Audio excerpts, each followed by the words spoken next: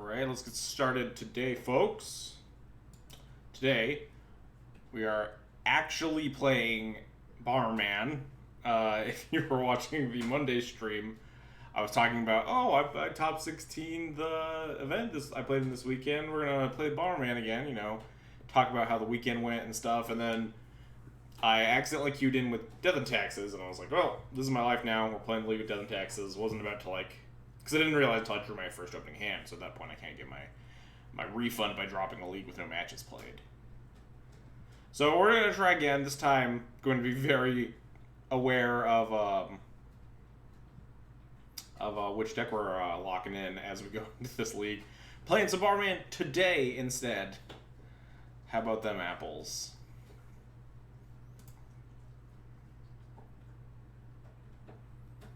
Alright. Legacy. When is the Legacy PTQ tomorrow? It starts in 19 hours and 43 minutes. That's 20 hours from 3 p.m. 3 a.m. plus 8 hour. Wait, what? That's not right? I should just open this up. More info. Oh, I got a link. This doesn't help me. Unless there's a calendar here.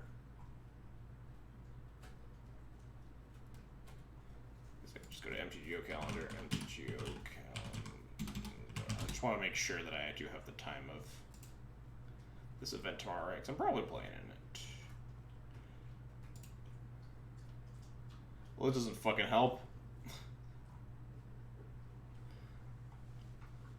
Alright, whatever. Wait, what? Am I not? Oh, no, I haven't selected a deck. I was like, I'm pretty sure I have a lot more than 40 of these points, but I haven't selected a deck. But anyway, whatever. We will just keep. Nope, not gonna fall for this one. Not falling for it this time, Moto. We're swapping over to Bomberman.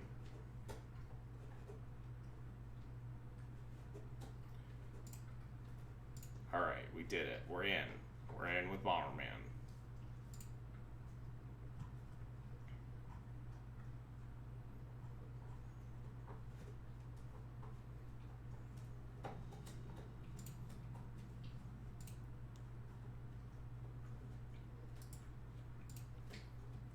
All right.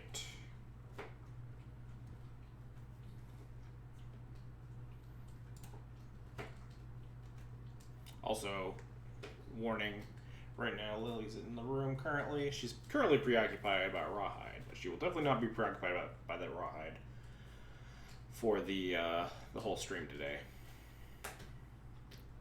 Usually she's pretty fun though, especially when there's no one else in the house, when she doesn't hear a bunch of movement outside. She's usually fine. She'll chill out.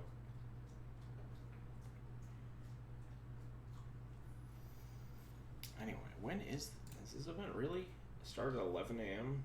Or am I bad at math? Or 20 hours from 3 p.m. Be 3 a.m. plus 8 hours would be 11 a.m. Right? Did I say 11 p.m.? I meant 11 a.m.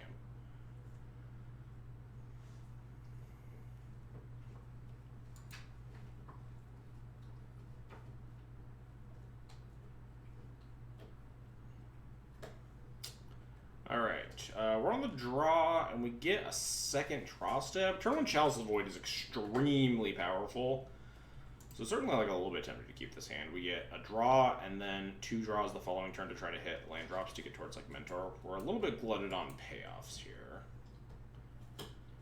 But if we hit even one land, we're able to Mentor and get going that way. Mentor Forge is powerful. I think this hand's a keep. Definitely a little dicey. Definitely leaning on this Chalice being good against my opponent as well. If my opponent... Volk Careful Study. Is my opponent playing the Breach deck or whatever? Yeah, Brain Freeze LED.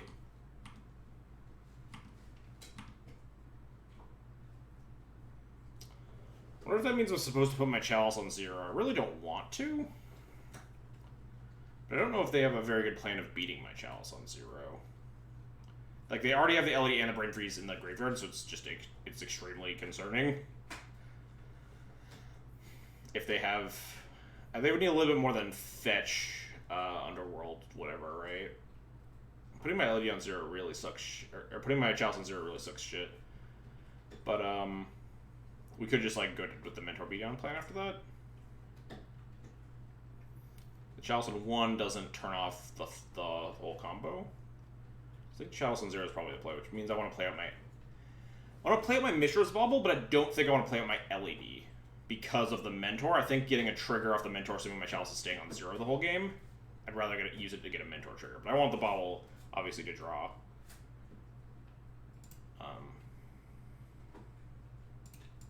Towards more lands, so I can actually play Magic here.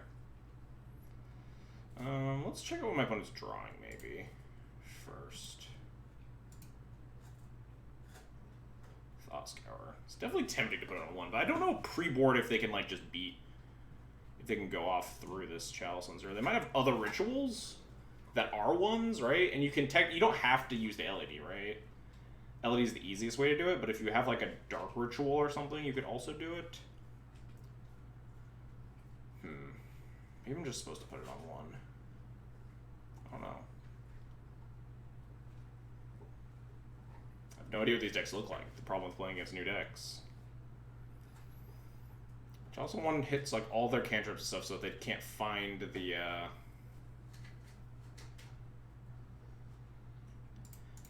think I want to put this on 1. Maybe I talked myself into it after seeing this Thought Scour. And we're just going to get ranched, but... Oh, well. Hopefully we can put this other one on 0, and then we should be okay, assuming we don't die here. But we might. Infernal Tutor kills me, I think. Wish Claw also does, I believe. They have exactly enough mana, yeah. Dang, should have put it on 0, I guess.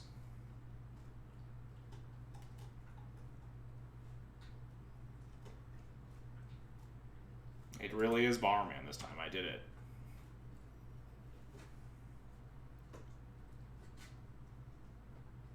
Didn't feel like dropping 120 just to go Heliod. I think Heliod is, like, incredibly unplayable. I could borrow the cards if need be, assuming Card Hoarder has some, but, like, I don't intend to try that card anytime soon.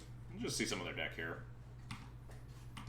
before they target me with a Brain Freeze eventually. I want to see if they have, like, other rituals is an important one. See if they are, like, Stone Cold to a Chalice on 0, or if they have, like, Dark Rits and stuff.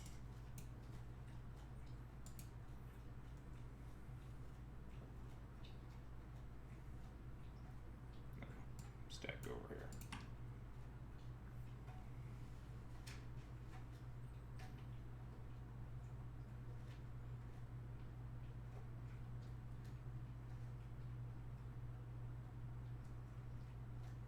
They actually had to hit this pedal to kill me, didn't they? Because I think they exiled their, I mean, they had a ton of hits.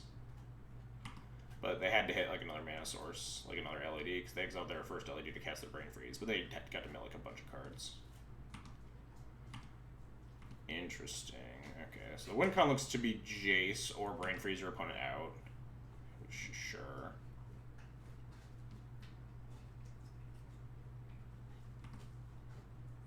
Yeah, it doesn't seem like there actually are a ritual deck, so it seems like just Chalice on 0 is very good against them. Obviously, post-board they'll have bounce spells or shatters, stuff like that. And on the play, Chalice on 1 is obviously very good because they are a cantrip deck.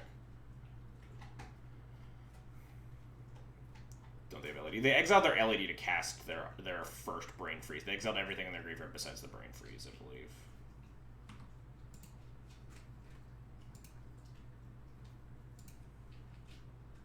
I don't know why they're going off with pedals. They keep exiling their own LEDs. Now they can Brain Freeze me, probably.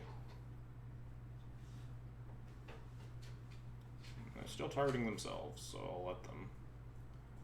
If they want to show me their whole deck, they can. I'm all for it.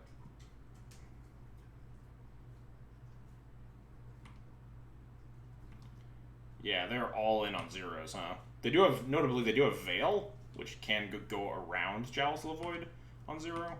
Oh, they are targeting me, whoops. They targeted me with some of these. Well, let's concede. We are dead. And we know their whole deck minus 1 card now. And it's nothing, like, too unusual. Notably no Infernal Tutors, it's all Wishclaw Talismans, which kind of makes sense, because Wishclaw plus LED gives you the 2 mana you need to go off. Defense grids don't matter, Veil Summers might matter. Alright, cool. Interesting.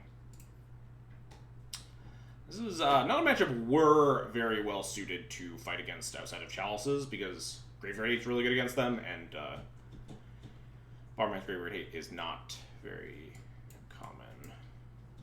They're not very like useful against this the spell sort of decks, because we just have Container Priests and stuff. It'd be much better if we had like Ley Lines or had more Tormod Scripts or something like that. And we probably won't Disenchant for like instant speed interaction. How much is Heliod? Probably like a bajillion ticks, because it's a mythic from a set that literally came out today. It's probably just like Disenchant, take out a slow card like Mystic Forge. So they're really soft to a Karn, because all of their mana is artifact based. So imagine they're boarding in like bounce and or shatter effects to try to deal with that.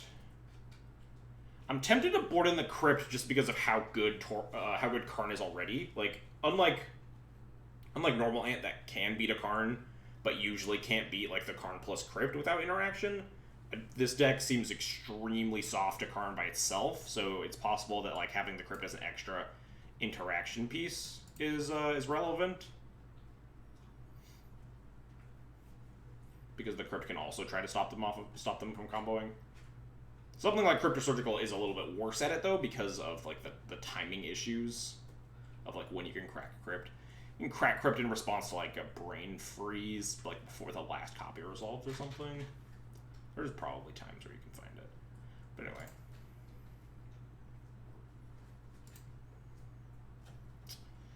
This hand has turn 2, draw infinite cards.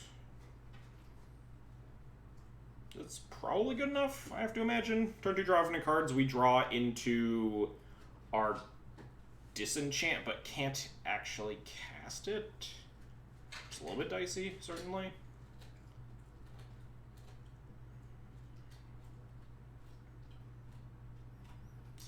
We have no instant speedways, so we have to let them do 2 turns of their own thing. I think that's reasonable on the play, at least. That's a fine keep.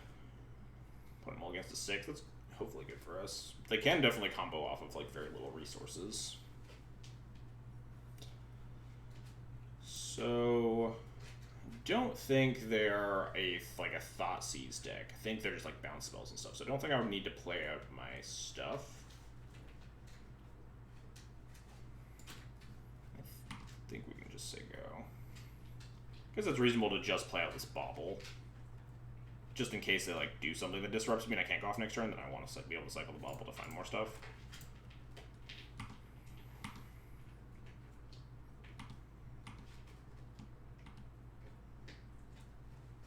I assume they're just gonna like cantrip on turn 1, or do nothing. Do have to be a little worried about a bounce spell. That's nice. Guess we don't have to be that worried about that bounce spell since we're only discarding this other salvagers now.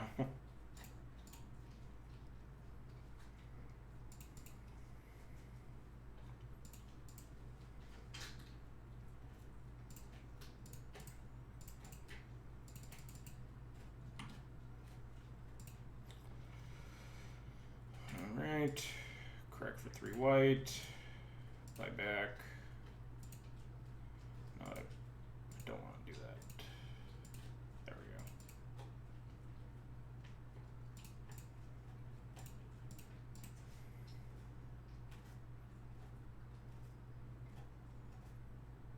go. Thought Scour themselves. Sure. It's good mills for me.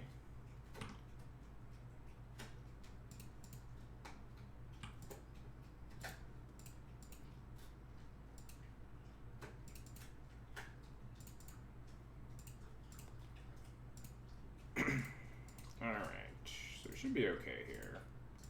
Hopefully my opponent can't kill me next turn.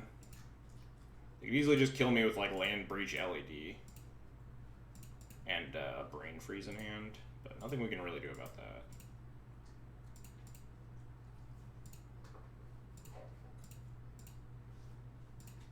Oh no, I'm dumb. I am dumb. At least in paper, I'm dumb. Online, it's probably not possible, but I should have gone off using the petal instead of the opal, because we make infinite mana, so we can just buy back the petal anyway, and then we'd have opal plus petal untapped on their turn, so we would be able to hold disenchant up. But we boarded in exactly one disenchant. So, like, online, there's no way I'm ever going to play towards that out. Because we would have to draw most of our deck, basically. How many cards are we drawing here? Like 10? 10's probably lethal. Just need to find, like, a walking ballista.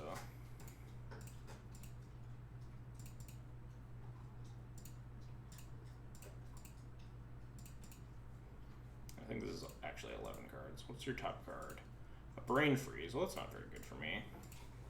That means they have at least one piece of the puzzle.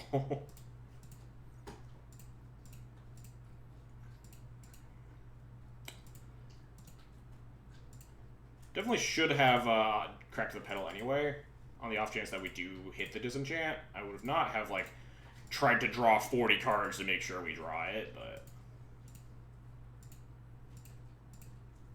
definitely something I'm supposed to be cognizant of. Wasn't thinking about it because the petal was a new addition to the equation this turn that I was not really thinking about.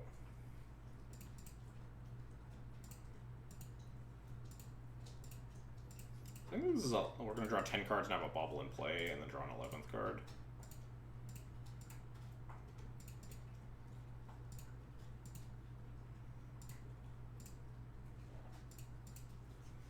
I think that's fine.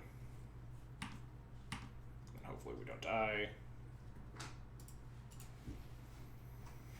Ballista or Karn? Yep, there's Karn and Ballista. Alright. They are in fact dead next turn. If we get a next turn. Easily breach LED me, yeah. Yep, dead. Unfortunate. So we could, like, win this game of paper.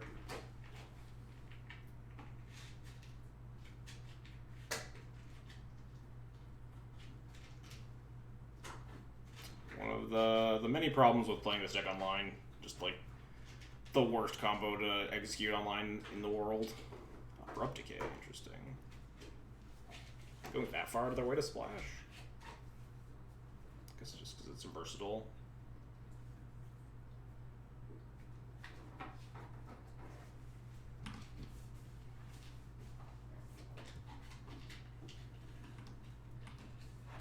Yeah, they left in Veil somewhere to be Chalice. The tracks. Yeah, we're super dead. We have plenty of fodder with double LED.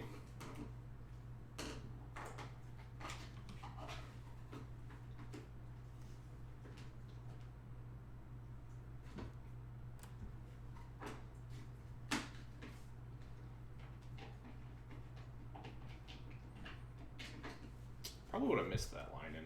Can their deck beat Leyline Rip? Probably not without interaction. They probably have some sort of, like, echoing truth. They have Abrupt Decay that they showed us. Curious on what other cards out. This all the brain freezes that we saw from those entrance baubles. Curious on what else is in their deck. Obviously,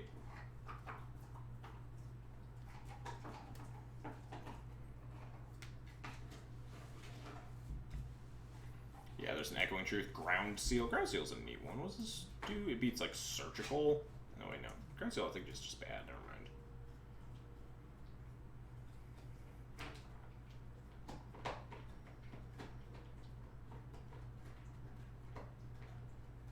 Yeah, no, the deck cannot absolutely not beat, like, hard, like, most Graveyard Hate if it's sitting in play, and like they don't have an answer to it.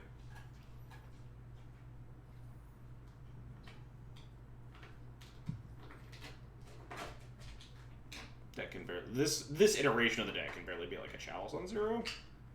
There was a different version I was seeing online. Was it like PvDH that was playing one? He also had, like, a weird, like, Delver sideboard strat or something, but, like, the deck itself also had, like, Dark Rituals, so you could potentially go off into, like, a Null Rod or a Chalice on 0 or something.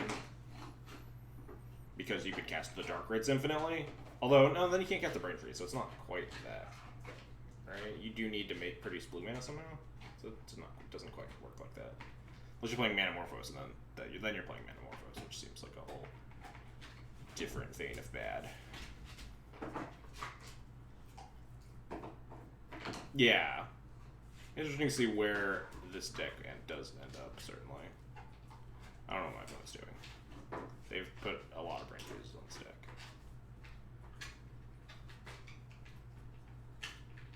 Play Phoenix. I feel like you have too many, like, do-nothing, like, non-instant sorceries for Phoenix. Unless you're playing, like, the Ritual package, too. Like, Dark Red, like, Buried Alive and stuff. Because you have too many, like, LED, Underworld Breach. This version has Chrome Mox, Mox Opal, and Lotus Petal. Like, also, Mox Opal doesn't seem that good in this deck, unless you're just trying to maximize speed and going off turn 1, because, like, you can't cycle the Mox Opals as a mana engine.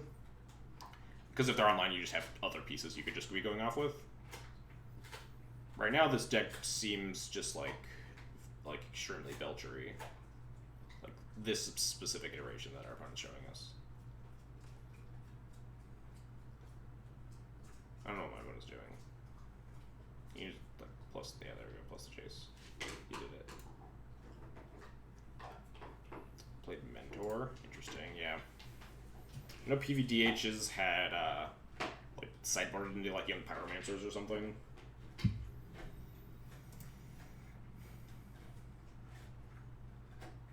Interesting. I wonder if I want to change my sideboard just a little bit. If that deck is just, like, flash in the pan popular, if nothing else.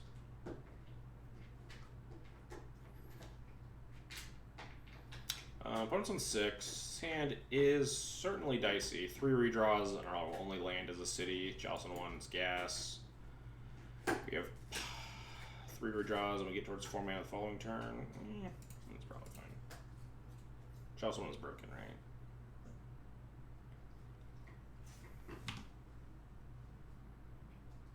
Yeah, the Delver Shell. Looks like neat. Alright. Let's play our pedal to play this Chalice around a daze. It's really tempting to just fucking go City Pedal, Mentor thing, but obviously not against Volcanic Delver of Secrets.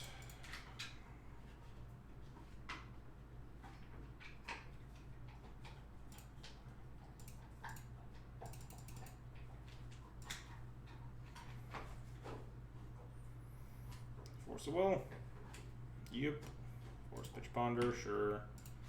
I don't know how many of these I want to cycle. Because we do have this Mentor in hand. We're almost certainly playing this Chalice Void next turn, unless we get Wastelanded. What are we drawing?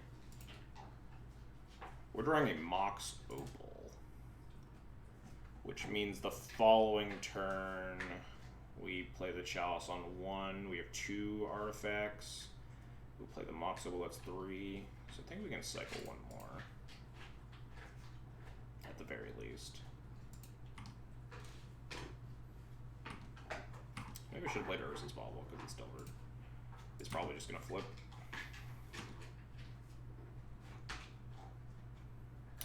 Force of Will, sad. Oh, we'll be down to 1 card after that, and then we have Mentor to juice up the rest of our plans. Oh no, well, this is bad. We can play the Chalice if we want to. Let's figure out what we're doing. What's the next card? The next card is a Trop, Road Delver. Interesting. Let's just draw a land. That's nice. So we can go land. The easiest way to turn on this. I'm trying to use the least number of spells possible, so we can still juice up this Mentor afterwards, and try to erase the Delver. Because either they will Force Will the Chalice and they'll have nothing, or they don't have a blue card to pair with the Force Will, and then like they hopefully can't force the Mentor afterwards. Because if they had a cantrip, it might be Brainstorm as the last card or something, but more likely it's like a Tarmogoyf, or it's just some 2-drop. In which case they'll they won't be able to force the Mentor afterwards either. Like drawing more than one card per turn without Palace Jailer. Mishra's Bauble is like barely drawing more than one card per turn, to be fair. I think I want to just Opal, Bauble, use Opal Plains to play Chalice and cycle the Bauble is probably the plan. Because then we have the Petal left for the Mentor, and then we get to draw 2 cards from this Urza's Bauble as well. And if this doesn't resolve, then we just don't cycle the Bauble, so we can cast the... Yeah. Wow. Alright. I guess that does make sense. Keep the Ponder to pitch to force, because you're almost always going to want to force something out of the Stompy deck. So now we don't want to cycle the Bauble yet, because we want to play Mentor plus Petal. And then cycle the Bauble, try to find more stuff for the following turns. Hopefully they don't find a Bolt. And hopefully we just use this Mentor to outrace the Delver.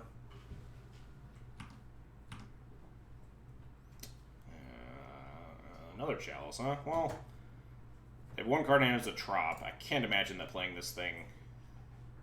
There's the Greed play, which is play the Mentor first and then play the Chalice. But playing the Chalice first just turns off so many of their outs, right? We can play the Chalice and cycle this Bauble.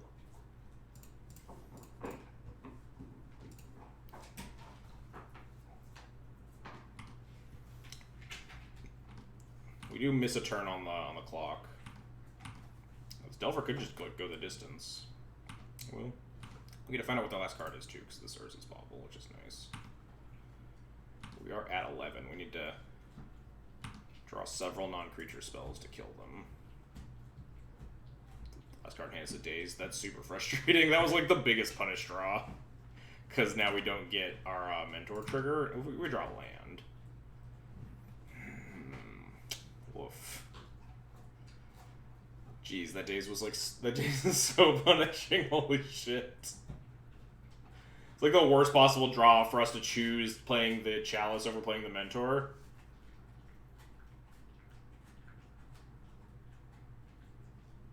Because now our options are Petal, Mentor with no Prowess triggers to play around the Daze.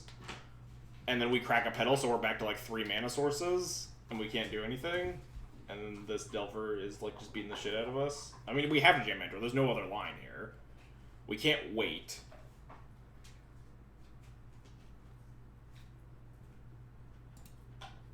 It just sucks a lot. We could... I don't know. Jamming the Mentor into the Daze is just even worse.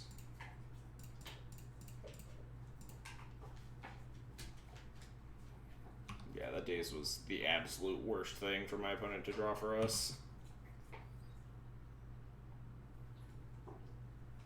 Now we just, like, can't race this except operation, like, ever. We could draw, like, Bauble into Bauble and probably not get there either.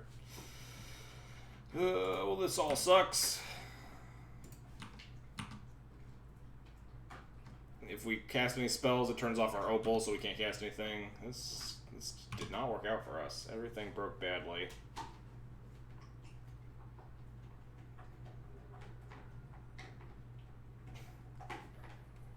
Yeah, now we're just dead. Unfortunate. That was, I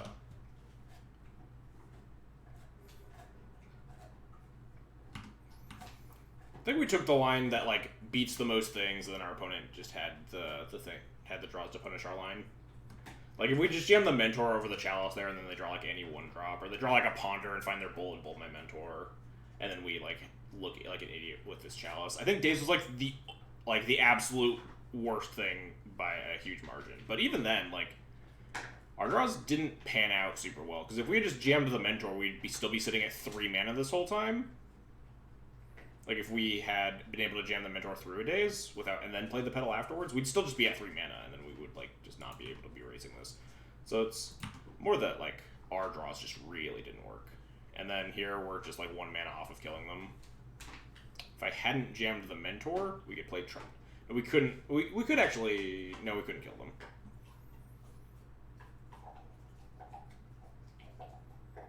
Yeah, even if we, like, didn't play this Mentor, we can't kill them with Salvager's LED because we don't have a Ballista. We would be able to draw infinite cards and then die to this Delver of Secrets, too. Just everything broke about as badly as possible.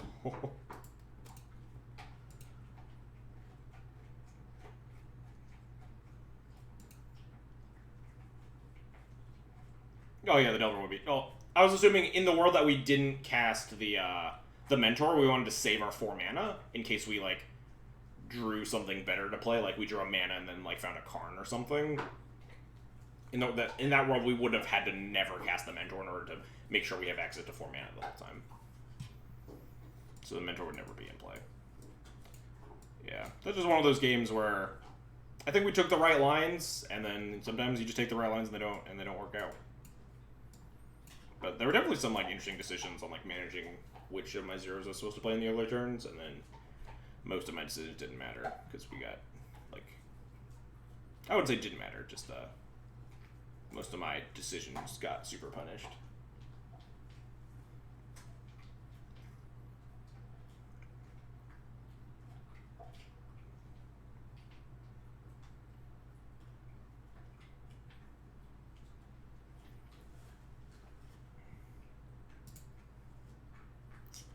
Sand has a bunch of mana and nothing else. Don't love it. Sand has a good assortment of stuff that I do want, in fact. I think we're going to ship this Petal. Lands are important. Plow, Ballista, obviously very important. Salvagers is extremely important. I think the Petal's the worst thing. Like, we can, like, turn 2, play a Salvagers, but we're not... We need to, like, find an LED or a Karn for the combo, so I think I just want more stable mana.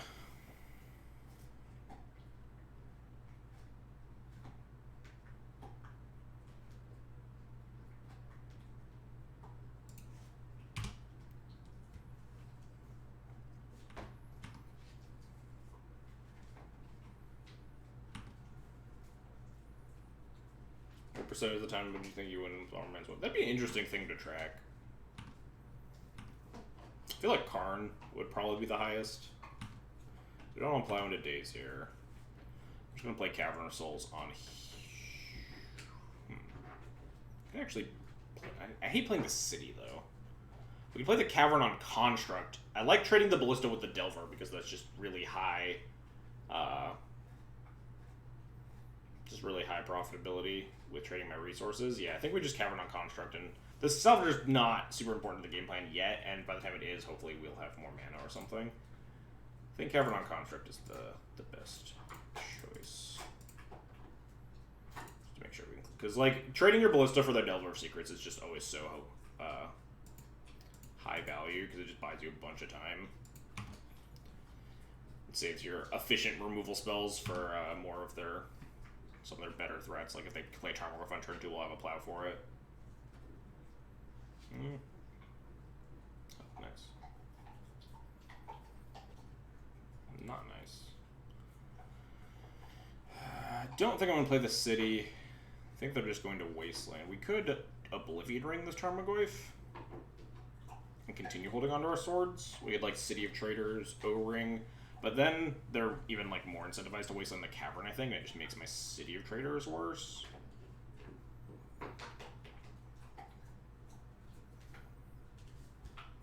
Because our hand is like so mana intensive.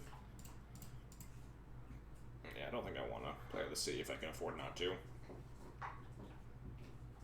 gonna Force a Will this. Force of Negation, Pitching Days. Alright. I guess we're probably going to just City O-Ring the Goyf into a Daze next turn. They pitched one with a Force, notably. This is all bad. Get 1 card left in hand. Let's draw, like, Walking Ballista, I guess. So then we can Ballista the Delver, and then the following turn. This is all bad for me. I think we want to just play the Mentor out. The Mentor can maybe manage the Tarmogoyf, or we could overring the Delver or something.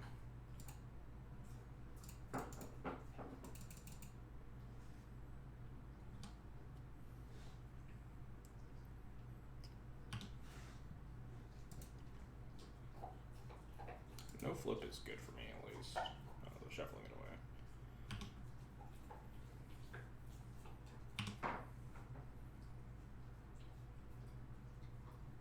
Bolt the Mentor. Sweet. Wasteland City. Sweet.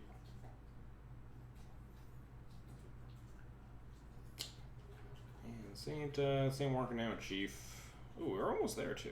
Well, we still need to find the LED, but this pedal is actually a really good draw. If that Sequence Fest didn't happen last turn. No reason to play it. If this doesn't flip and we draw Swords to Plowshare, or even if it does flip and we draw Swords to Plowshares. Vapor Snag. Also not good for me because my hand is double Salvagers.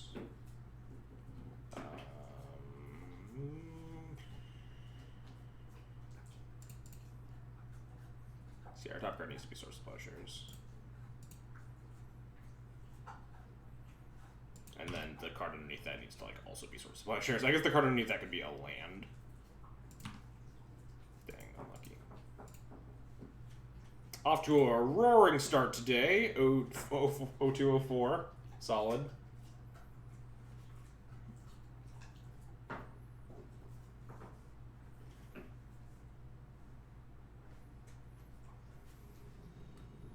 Usually bodes well for my weekend events. Whenever I do really, really, really badly on like a Friday stream when I have a weekend event, I always do really well in the event the next day, so maybe we'll stay consistent there.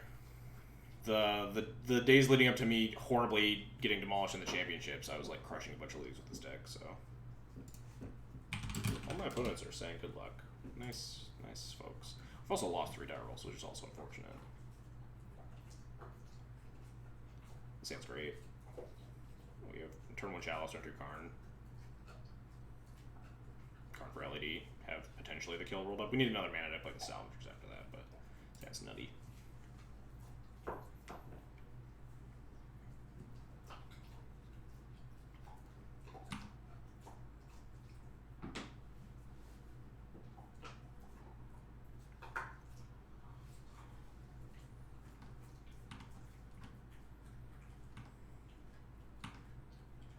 Hey, another land. That's useful. Hey, Patrick, thanks for the 7-month resub. Appreciate the support. Let's go Chalice of the Void.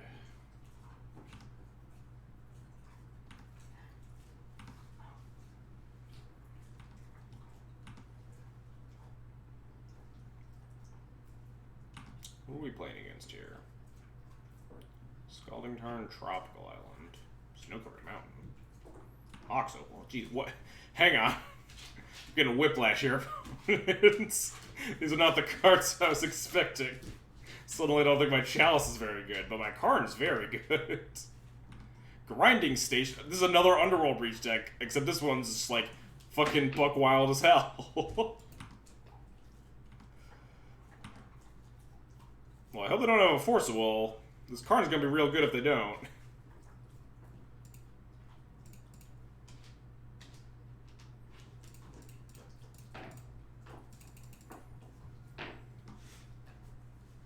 Hey, alright, so, probably want to mine, we don't need to minus the Karn right now. There's probably no way they can take it off the board. They have, like, I don't even know what they would have. Just wondering if the world that we plus and just pop this Mox Opal to keep the Karn at high loyalty and just destroy this Opal. Or if we minus 4 LED to ensure that we have the full combo for next turn. Don't think it really matters, because I think my opponent's, like, severely behind here. They can't, like, kill me with Breach, especially with this Karn in play, so I think it's fine to just plus. Let's look at the top card first. See if that gives me any extra information. Oh, that's kind of important information. I think it means I should plus, because there's no guarantee I can go off with Salvagers the following turn. If they have, like, a Soul Land or something. I don't know if their deck has Soul Lands in it, but yeah. One thing I did learn from one of my losses at the Energy 5K last weekend is that I don't use my baubles. I'm like muscle memoried into using my baubles like on my opponent's upkeep or end step or whatever for Urza's and Mishra's bauble. And I think I don't use my baubles for like actual important decisions on the turn of as much as maybe I should. If they can't play the Garn here, they die. Oh, they do have Ancient Tomb in their deck. We do actually see that. So they could potentially be able to play this card on the following turn. Okay, you can have a Grinding Station. You can't activate your Grinding Station.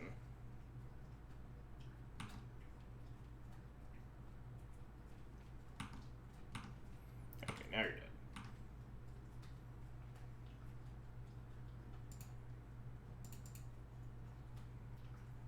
Oh, jeez, that's gonna get annoying. It triggers when I play artifacts? Why on earth does this trigger when your opponent plays artifacts? Why on God's earth would that be the design of that card? Jesus.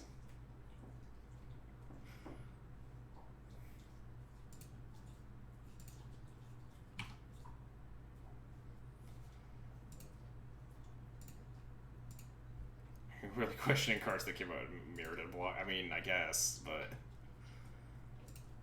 that is just horrendous design.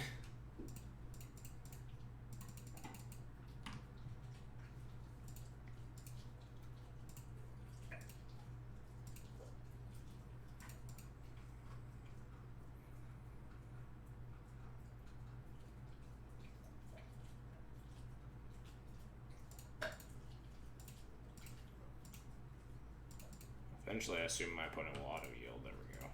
Alright, cool, they're dead.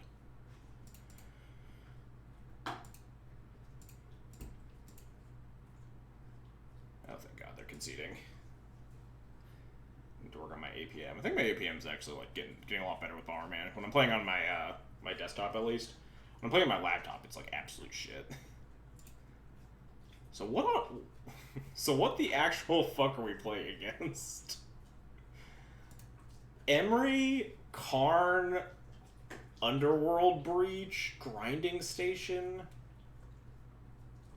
So Grinding Station is the combo, right? Grinding Station plus LED plus Underworld Breach goes off because every time you play the LED, it untaps your thing, and then you tap your thing to mill yourself for 3, and then that feeds the LED again. So you like mill yourself and make infinite mana, and then you probably kill them with something.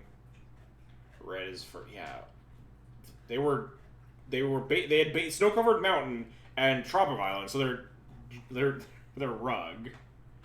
Yeah, they have Force of Will, so they probably like Emery, Force of Will, but they also had like Ancient Tomb Karn, so I don't think they're a cantrip deck. I think they're more of a Chalice deck. Anyway, Disenchant good. We might just need to bring in answers to Karn because Karn is so obnoxious to try to deal with. So we might just want to bring in O-Rings and stuff. Green, yeah, it could be just like green for Veil. The classic Chalice Veil deck. We don't know if they have Chalice, notably. Maybe they just have cantrips and the Ancient Tombs just for the Karns? I don't know. You can Karn wish for the Grinding Station or the LED or something, I guess. I don't know, this is a wild deck. I just don't know if like I should board out my Chalices. I don't think so. If their combo involves killing me with LED, then Chalice seems good, right? Probably just cut the 3 Mystic Forges. Green for Oko. I was thinking about it. One of the reasons I fucking plussed on the Mox Opal, I was like, what if they just like play land, Oko their Mox Opal, and just like attack my Karn down after I like minus it for LED, and then... I mean, they still can't kill me there, and I untap and I kill them, but... Alright, I guess we'll just leave in these Chalices for now, and see what other stuff they have in their deck afterwards. I think we just want to bring in our answers for the combo, and then this also kills like Chalice if they have it and want to put it on 0 for some reason, or like answers Karns and stuff. We'll do some light sideboarding here. Figure out more of what the heck my opponent is doing. This is turn 3 on the draw kill. My opponent kept 7. I can't imagine this is good enough. And it's not even a kill, it is a draw infinite cards. Which, as we have previously established, isn't super good against these decks. Even if we had the ability, like, to... We don't even have, like, nearly the capacity to try to hold up a disenchant like we potentially did in match 1. But, like, what are we looking for? Just, like, more interaction? Fast Karn, probably, because their combo is really soft to Karn. We are also really soft to Karn. Oh, either way, I don't think this hand's good enough. I guess this hand's good enough. Ship an Opal. and potentially go like turn 2 Mentor Chalice or Mentor Thing Chalice on 0. We could also ship the Cavern of Souls and go turn 1 City Petal Mentor Opal Chalice on 0, which basically puts us at 0 resources, but a Mentor and like 2 monks and a Chalice on 0 in play. I think shipping the second Opal is higher upside, though, because second Opal is just really bad. Second Opal is literally just a monk. And there's a chance we want to put this Chalice on, like, not 0. Maybe. I don't think we want to put it on 1. I think we're just shipping an Opal, though. I don't think we're going all in on the turn 1 Mentor plan, but we still have the option here. Make 1 less monk, but have more, like, land drops to try to rebuild. Chalice on 0 looking pretty good against the Chromox LED deck. Which is Sai. Play an Emery, yeah. I wonder if we want to put in Plows if they have Sai and Emery. They do have Oko! Jesus, and Urza. What the fuck is this deck? What? They're just like incidentally playing like Underworld Breach combo and like their Rug Urza deck? Jesus. Alright, definitely want this Chalice on 0.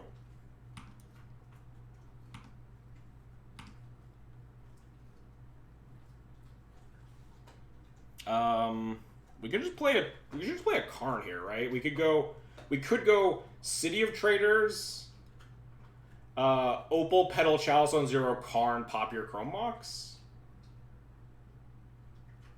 Makes 2019 with Mox's unbeatable. I like turn 0 or turn 1 Karn. Turn 1 Karn seems pretty good. They have 3 cards in hand. They could have like Force of Wills, but I think that's my life.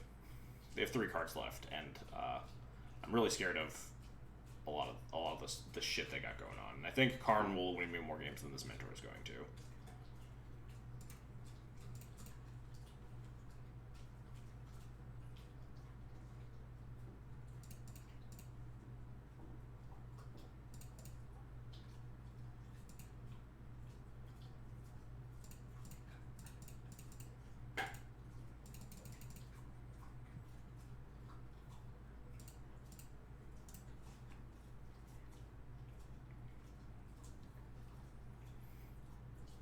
Nice, we did it. Look at us.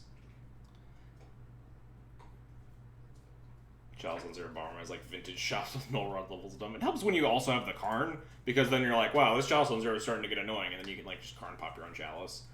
But like, it is pretty weird when you put Chalice on 0 in Bomberman, because like there's a scale of how good Chalice on 0 is in your deck, and like down at like, you absolutely don't care if there's a Chalice on 0 in play. It's like Eldrazi, and then there's this like Red Prison, and, or I guess like, yeah, Red Prison, or 4-color Loam, then Red Prison, then like other decks. And Bomberman's pretty high up on the scale, but my opponent's deck, I think, was higher than mine on the scale. But I'm not positive, but like, definitely beat the shit out of their hand. It also was the third artifact I needed to play the Karn on turn 1, notably. Because the Chalice is turned on the Mox Opal. So even if Chalice wasn't super good against my opponent there, it was definitely good enough, because slamming the turn 1 Karn is just nuts. Good thing we didn't keep that fucking turn 3 Auriok Salvagers combo hand. Yeah, Chalice on 0 versus anyone with Emery in play is certainly good, because it prevents them from just like drawing 2 cards a turn, at the very least.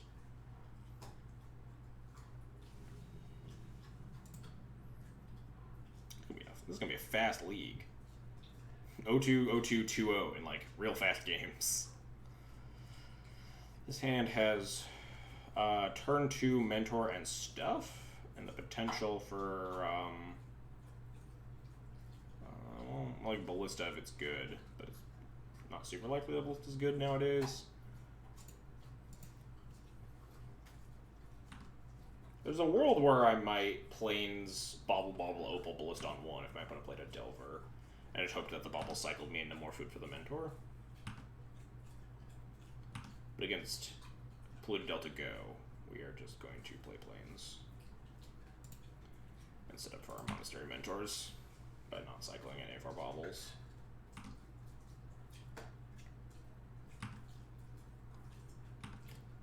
Throw on like Storm or something. It'd be pretty sad, but our hand just like isn't very equipped to beat Storm. So just Just gonna hope they're not. The end of turn brainstorm is certainly terrifying, though. And before we get breached for a third time. Okay, no, if this is Storm, which kind of looks like it's double UC. Yeah, this looks like it might just be normal Storm. Our hand is not set up to beat that deck either. Just top deck with Chalice of the Void or Karn, hopefully.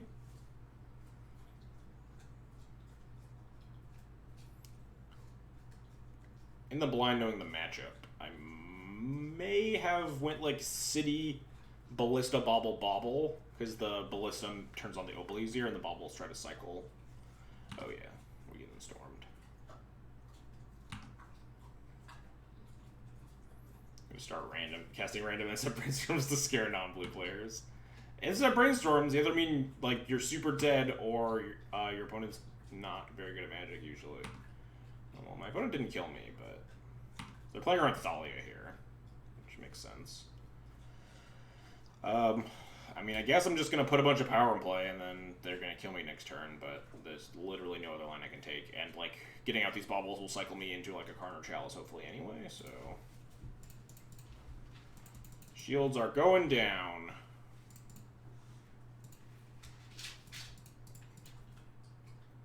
Sometimes you just gotta cross your fingers. Hope the shit you're doing is good enough, but it certainly never feels like the shit you're doing is good enough when playing against Storm.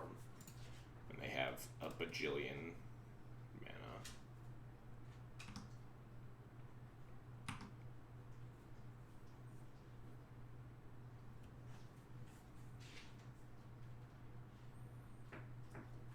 You get 3 draws towards like Karn or Chalice or something. And we probably can't lethal them next turn, assuming we get it next turn, but...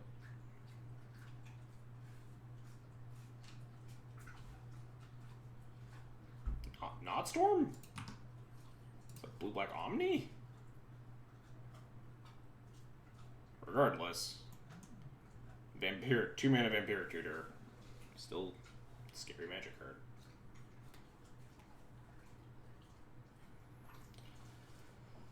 AK one of the longest cards in the whole fucking game to resolve. But it looks like my opponent already found whatever card they needed. So many people like sit there and think about the 5 cards when there's like, just look for the exact card you need to kill your opponent and keep bottoming 5 until you find it. Is like so often the line, but they're like, is this 5 good? No, it doesn't have literally the only card I'm looking for. So I guess we'll put it at the bottom.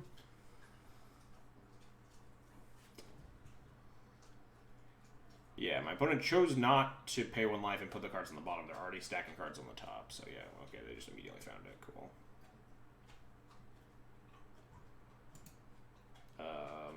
Alright, please don't kill me, but I sincerely doubt it. What are you drawing? What do you put on top there, bud? A Bolas Citadel, holy shit! That is a wombo combo. Bolas Citadel, Limb Duel's fault. I'm just not expecting Bolas Citadel. I assume it's just gonna be like a ritual Bolas Citadel, or I guess just one ritual Bolas Citadel. Wow, we getting fucking... I don't know what's going on today. Some buck wild shit. Opponent, go for it. Yeah, you got it, bud. That's bad. I assume we're dead.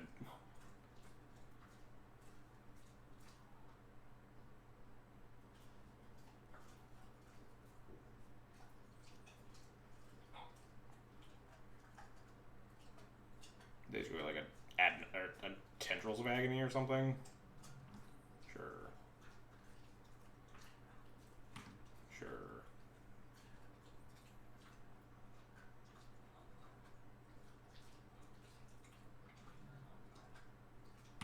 Sure, yeah, this is definitely a Tendrils that they tutored for with that Dark Petition.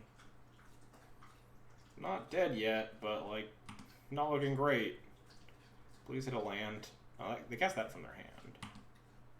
I think, because they're under 1 card in their hand. And I think the card in their hand is the Tendrils. Oh, no, now we're dead, because the Preordain. Meaning the card in their hand is probably Tendrils and we're just dead. Yeah, there we go.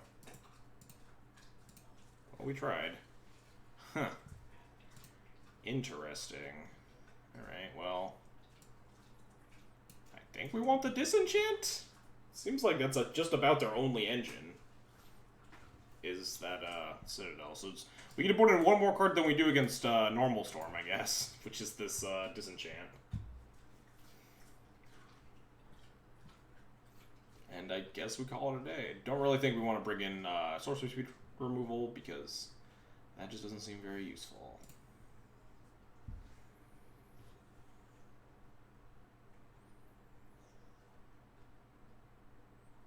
Playing at some wild shit. I mean, it makes sense, because Theros just came out, and, like, people wanted to mess around with that Breach deck, but our opponent is just one step ahead and big brain land. Alright, well, this hand seems pretty good against Storm. Turn 1 Karn. Alright. I guess. City, thing, Karn, kill you. Literally wish for LED to have Lattice for the following turn, I believe. Yeah, because the Petal's gone, but we'll have Opal Bauble, so the LED will make the third artifact for the Opal. Then we'll have City Opal LED. We don't even need the Opal because we have the planes.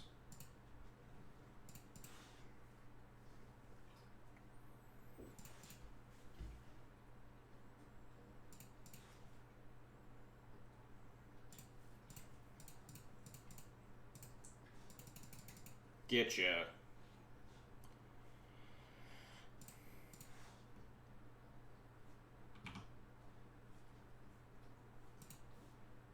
I'm gonna play it out in case of, like, Thoughtseize. We can also potentially try to salvagers them, but obviously latticing them will just be a lot quicker. So, seems reasonable. My opponent just goes land go, we lose to only Chain of Vapor, I think.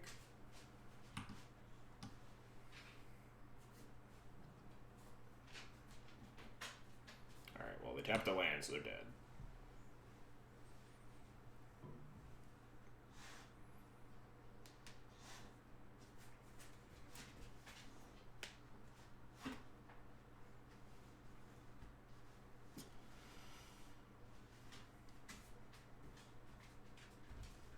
Oh shit! Wait, what? This doesn't do anything. Why are they showing me their hand? Why they have land granted is a different question, but that's a brainstorm. You might be dead. We have we have a Karn in play, so it would be impressive if they made more mana this turn. You got it. You got a Tormod script that can't activate, and also Tormod script against Bomberman. Sure.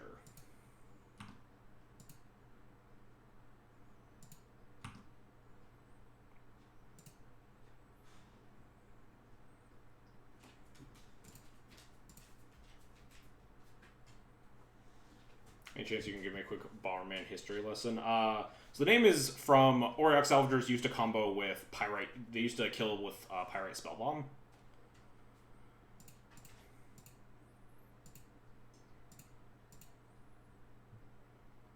Hence the name Bomberman. But since then, they printed Walking Ballista, which is just way better. Alright, cool. My opponent died. They're playing as few lands as possible for Citadel. I mean, that tracks. What's the loop? Auriok Salvagers and Lion's Eye Diamond. Auriok Salvagers pays 2 mana to return an artifact with 1 or less CMC from your graveyard to your hand, and Lion's Eye Diamond makes 3 mana, so you have to discard your hand, but you make infinite mana. But because you have to discard your hand, your payoff wants to be a artifact with CMC 1 or less, so it can be in your graveyard, and you can just pick it up and kill them with your infinite mana. So Pyrite Spellbomb or Walking Ballista does the job. Do it technically correct, please. The technically correct thing where I'm supposed to Bomberman them? There's absolutely no way I'm killing them with Salvagers there when I can just fucking I can just lattice them and they're dead.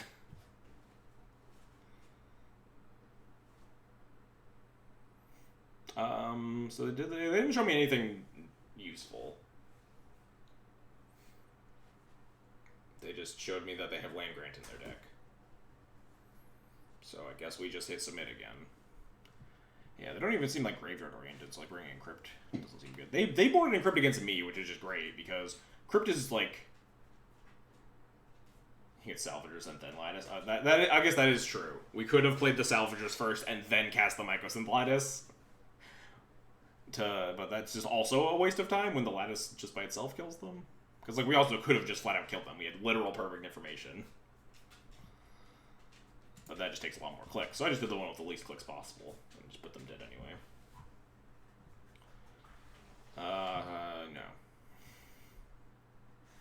Almost there, hand. But anyway, I was complaining about Tormod's Crypt. Tormod's Crypt is like the worst graveyard hate you can board in against Bomberman. Because it's like a one-shot hate and it's an artifact.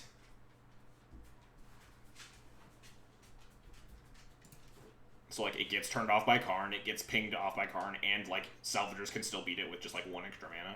I think you need, actually, 3 extra mana, right? Because they'll exile your whole graveyard. Unless you, yeah, because you're discarding your payoff and the LED, so in response to the attempting to pick up the LED, you would need to be able to pick up the LED again and save, like, a Ballista or something. Or you could have, like, a Ballista or a Bauble in play already. But, yeah. In general, a lot of graveyard hate sucks against Bomberman. I think we're going to keep this. I'm not happy about it because it's very slow, but we're on 6 cards.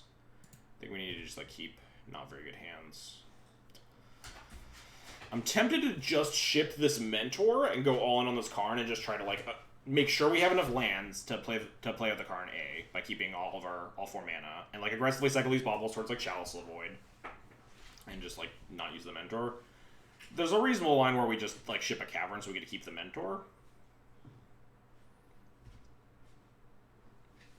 But I don't think the Mentor is going to, like, make or break this game. I think it's going to be mostly about the Karn regardless. Yeah, turn 3 Karn on the draw. Not really going to get it done. But we do also have 4 draw steps towards, like, other pieces of fast mana.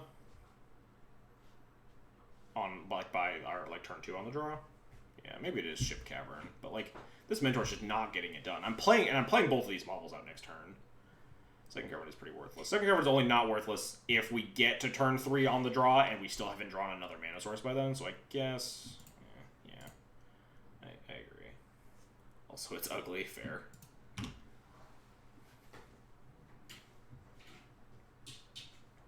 Guess it is reasonable if they are going to Thoughtseize me, or, I guess, Duress me. Now we might not cycle these baubles, because now we do need to put pressure in play.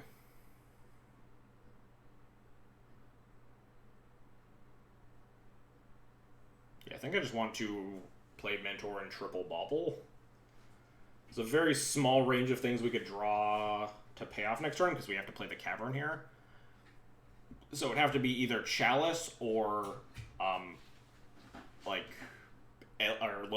Chalice or, like, Lotus Petal plus Karn, and we only have 3 more Karns. So I think it's fine to just say go here. You'll never win that way. They haven't done anything yet. They can definitely go off from fairly small resources. I don't think aggressively cycling is going to get me there. We don't want to put pressure. If we can put pressure on them, they are, like, they use their life total even more aggressively than, like, the Ad Nauseam decks do. Because of the Bull Losses Citadel. So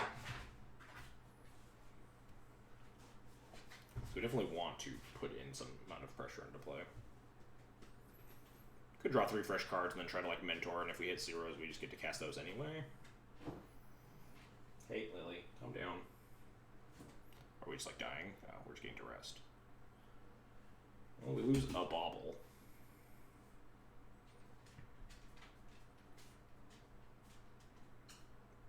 Land Grant showing me some scary cards.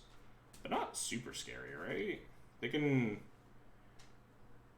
They can go to 5 mana and cast Dark Petition, but that doesn't do anything right now, so...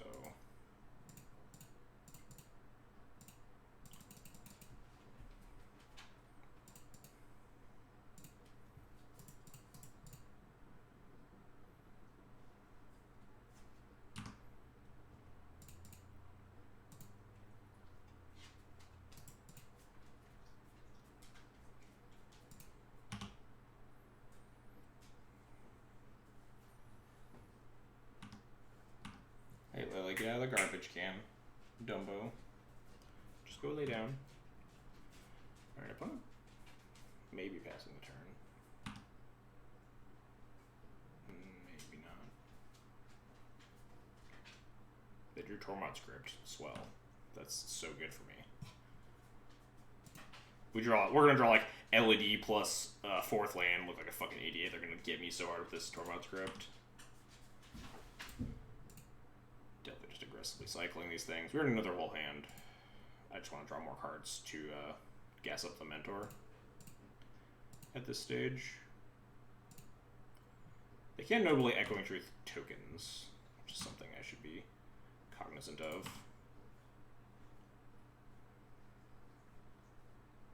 Oh, we can play Salvagers. Can't kill them. This is it's not good draws. But at least we have the second city, so we can play at this Ancient Tomb still. And then we'll still have enough mana to like cast a card or something if we draw it. Can't even fucking like buy back stuff because our white source is a Cavern of Souls. Yeah, those draws were pretty heinous. Fortunately, our opponent is not showing us stuff that's super threatening yet. Oh, whoops. I was free to do that. Go, Pillarfield Ox. Maybe a little Echoing Truth with it. Notably, we actually could have, if we had drawn an LED, we could have beaten the Crypt. We couldn't have beaten the Echoing Truth, and I wouldn't have gone for it, obviously, but because we had the extra mana floating, we could have definitely beaten the Tormod script. You got Echoing Truth, the monks, nice.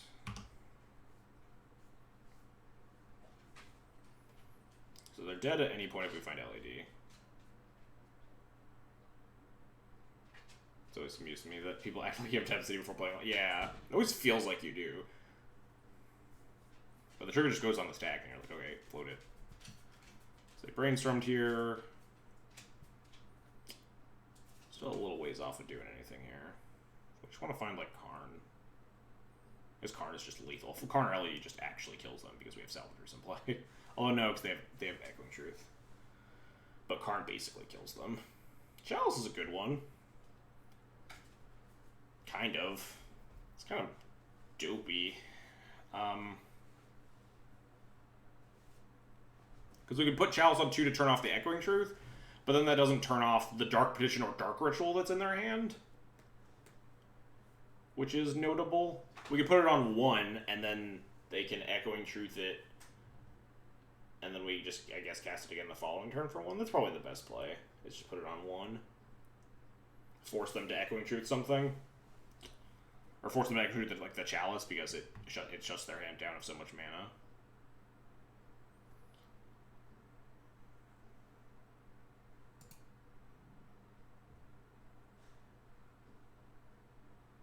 Yeah, I don't think Chalice on 2 is the play.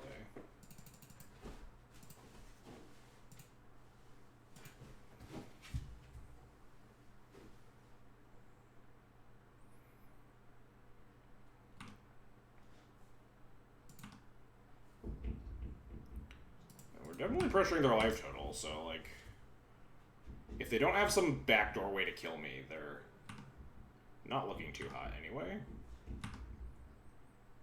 Because they're so low. They didn't Echoing Truth. They might be trying to, like, save the Echoing Truth until they can, like, go off. Because obviously if they just bounce the Chalice and can't kill me, then it's bad for them. But that also punishes them because it means that, like, it's hard for them to kill me this turn. Because they'd have to weave the Echoing Truth into killing me. Oh no. If only I put this Chalice on 2.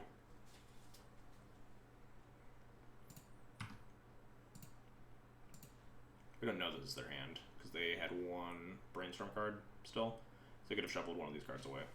Potentially the Echoing Truth. No, they cast the Echoing Truth. I'm fucking stupid. They played the Echoing Truth on my monks, right? Yeah, that was after the land grant. I'm just dumb. So the Chalice on 1 is definitely reasonable there.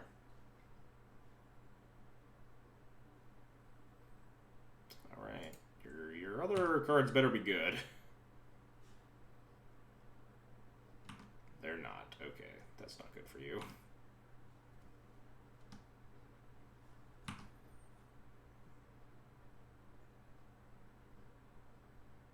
Hey, white mana, look at that. that lethal? No, because we can't actually produce more mana. But we can buy back the Chows and put it on 1 again, which is just nuts.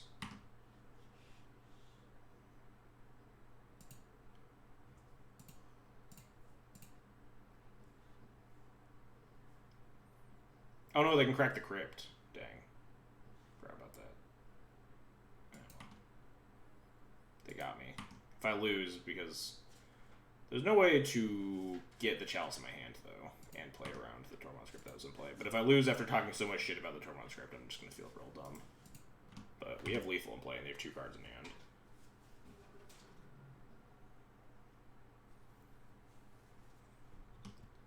Not a lot of other lines I could have taken that turn. I could, like, play to Salvagers, but it doesn't seem very good.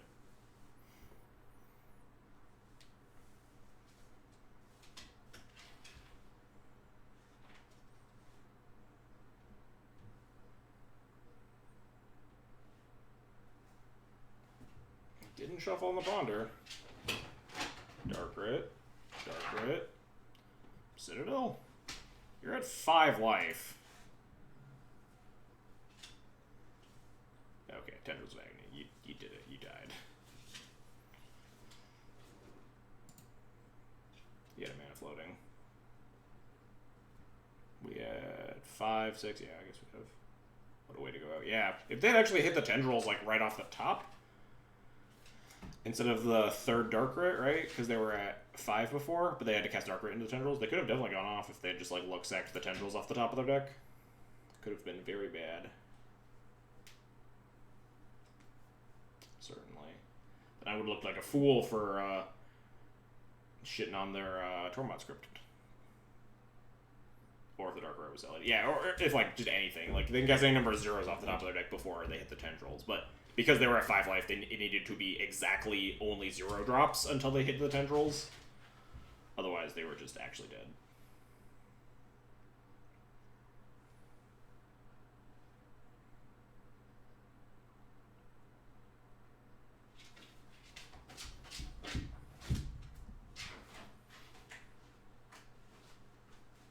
Lily's getting a little antsy.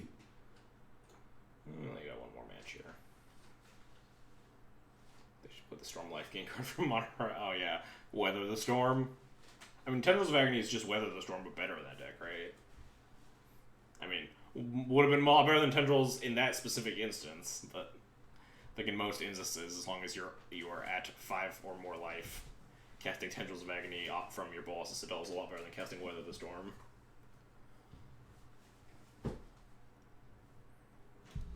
Also, a reason to not cast the Salvagers that turn is because doesn't accelerate the clock and taps our Ancient Tomb. It does not set up lethal through an Anchoring Truth either, because we would have had 2 Salvagers. So there's from instant. I think it is, yeah. Yeah, it definitely is, because you want to cast it in response to your opponent's stuff. Like gain a bunch of life.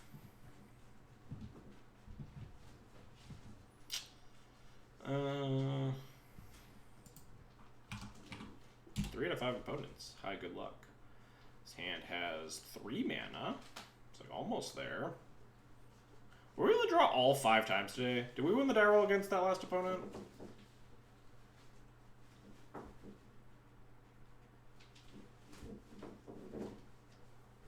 I don't think we did. I forget, though. Lily, put down the pillow. Anyway, no, this hand's bad. It's close. It's not bad. Disciple Bauble twice. Yeah, maybe I've talked myself into it. We just go Karakas, Bauble, go. We get 3. So we get like 4 draws total at like more mana sources. Then we have stuff to. Yeah, I'm in for this hand. Come around on it.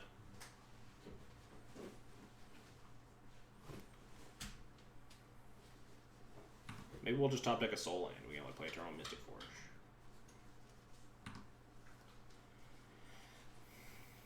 Preordain, huh? Top deck like a challenge. Ooh.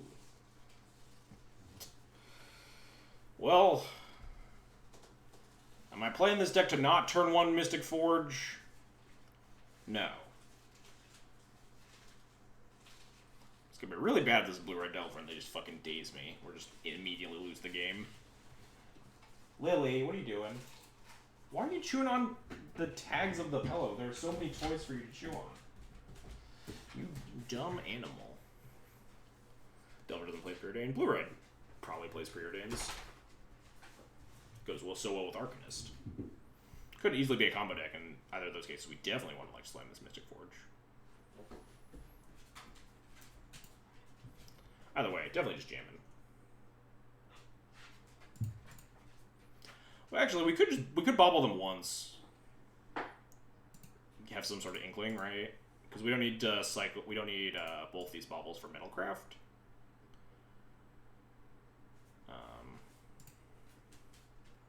Before turn on top. What do you got in there? Turnabout. All right. Well, we're playing this Mystic. Well, they have like 4 souls in that deck, but we're playing this Mystic Forge. Yeah, High Tide for sure. It's been a weird league.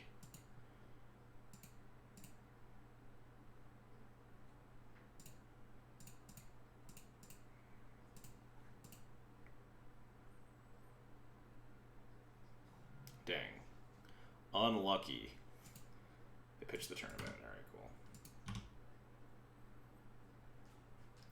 Well, let's see what we draw here. So we might want to try to keep our Opal online.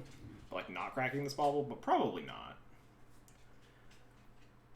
Unless our top card is exactly Lion's Eye Diamond, I don't think we really want this bauble online more than this Opal online more than we want to just like draw more cards to try to hit the ability to go for the Salvagers.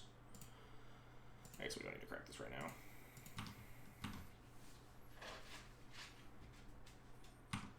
Ponder. Yeah, I have not played against High Tide in forever.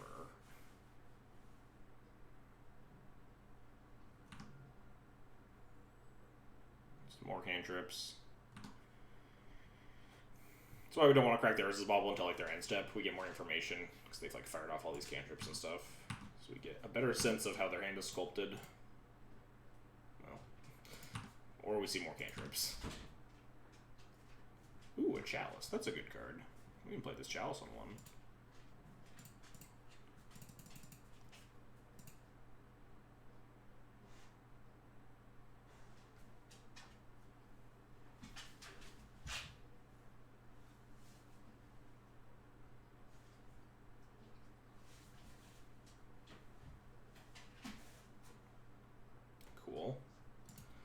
So now if we get LED, we have Lethal.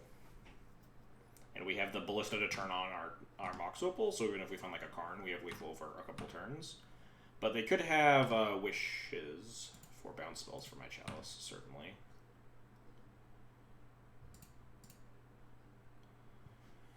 I think I want to play my Salvagers more than I want to play a Walking Ballista for 2, though. Maybe not. If we play the Salvagers, we want to cycle this bauble. So if we play the Salvagers and cycle the bauble, we could draw Karn. Although, I guess we can't kill if we find the Karn in that case. Salvagers won't be a play. So yeah, jamming the Salvagers here is fine.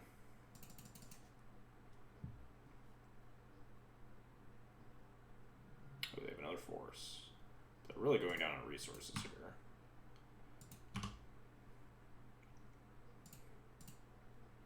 Because they're drawing another Force of Will. They need an answer to my Chalice, and they need, like, enough like, they need to find High Tide Time Spiral.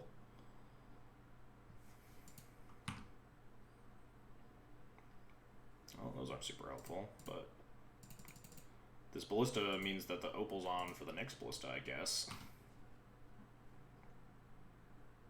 Or I could play 2 Ballistas on 1.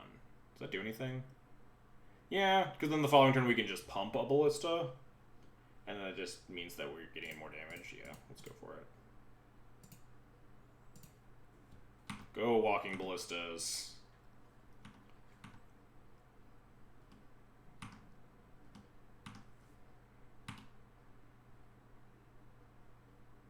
Well, or we could just do that.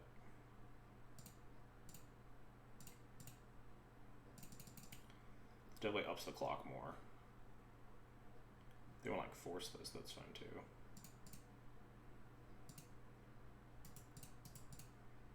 Ballistae? Whatever. go my multiple walking ballista.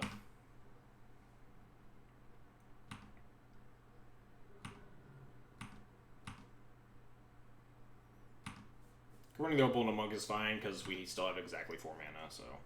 Uh-oh. They found a Cunning Wish. That's bad. But their hand is Force Unknown. Outside of the Cunning Wish. Woof.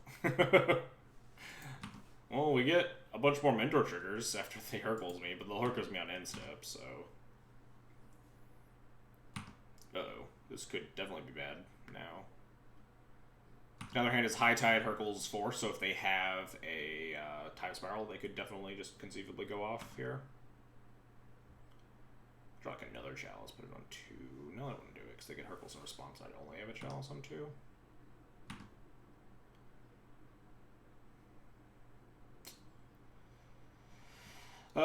So we attack them down to, what? 1, 2, 3, 4, 5, down to 9. And if we have a second Mentor in play, we'll have 5, 6, 7, 8. So we'll have guaranteed lethal the following turn. So yeah. I don't think pumping up a Ballista really does anything. That'd be 1, 2, 3, 4, 5, 6, 7, 8, 9. They'd still be at 5. Isn't a particularly interesting life total.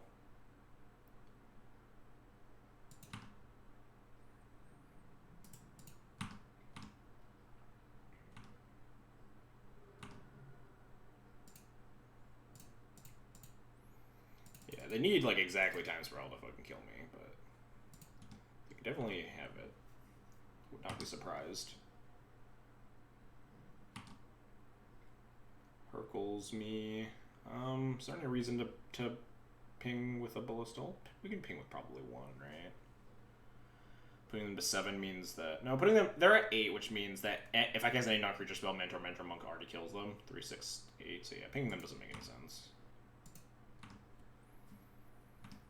They're dead if we get another turn, but they very well can just, yeah, do that.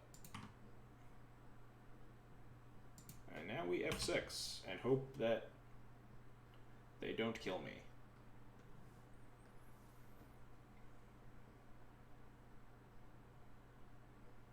That's not good.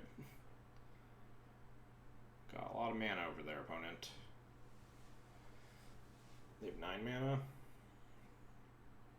They have a bajillion mana. Spiral again. Turnabout, sure. Spiral. Yep.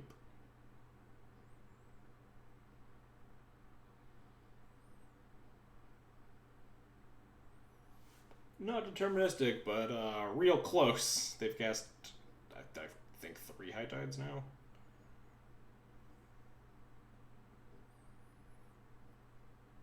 They mill like a land or something, yeah.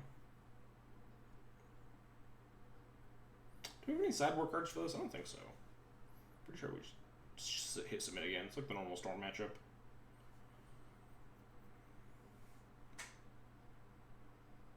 We're gonna scroll for Turnabout. That's not something you want to see.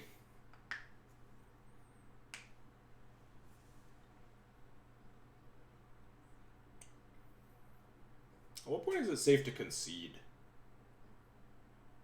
Don't actually know. There's the Blue Sun. Well, yeah, I think at this point it's safe to concede because they can Blue Sun themselves for most of their deck and then Blue Sun me. I don't think they can Blue Sun me quite yet because they need 52 mana. Wow. I probably like wouldn't play Snow Covered Islands in High Tide Online just because of this. Because the High Tides don't produce Snow Blue. Yeah, you have a Retro Scroll, sure. So you just get this obnoxious bunch of different manas. Alright, here we go. I think we get Blue Sun to now. That's 56 mana. Yeah, you got me.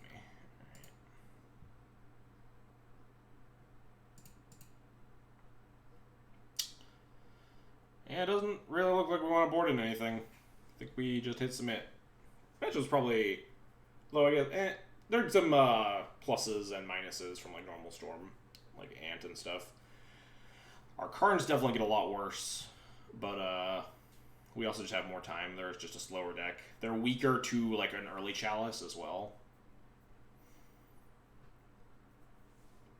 If they don't have like Thought Seizes for it and stuff, we can just try to outspeed them in the combo. But they also do have Force of Will. But generally, I'm more scared of Thought Seize than Force of Will.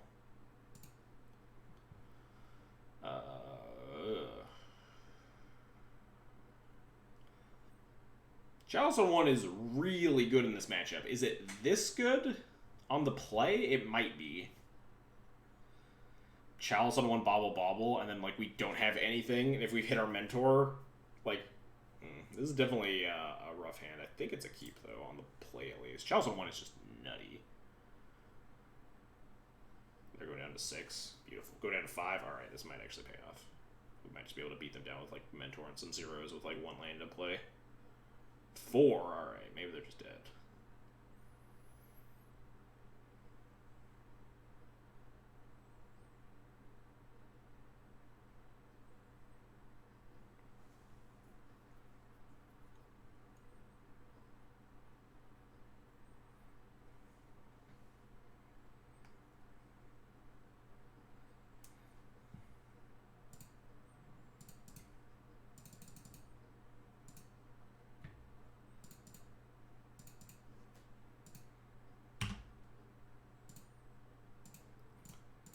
You draw an opponent, a Force of Will. A little late to that party. You can force my Mentor, though.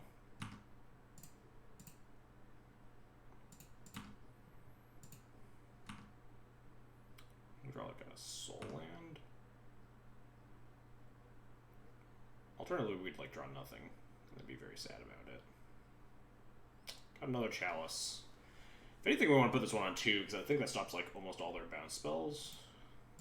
I think I want to get my clock in play, though, since we currently don't have one.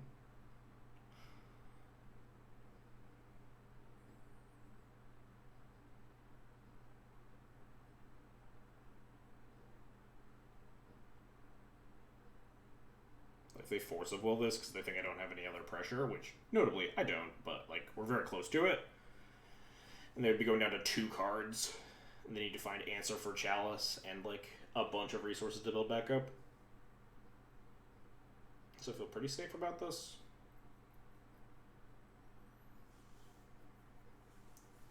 Alright, sure. Is Chalice on 1, Chalice on 2, like, game over? No, they probably play like a wipe away, right? To wish for.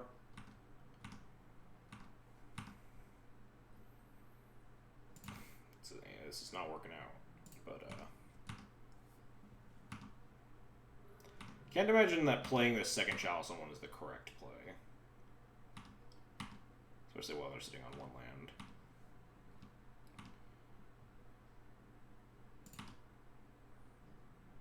Alright, anemic beatdowns it is. Well, they've built back resources. They just also need to hit land drops, which they can't do because their deck is pretty land light and really wants cantrips. Is there a world where we play the second Chalice on 1 now? I don't think it really punishes us.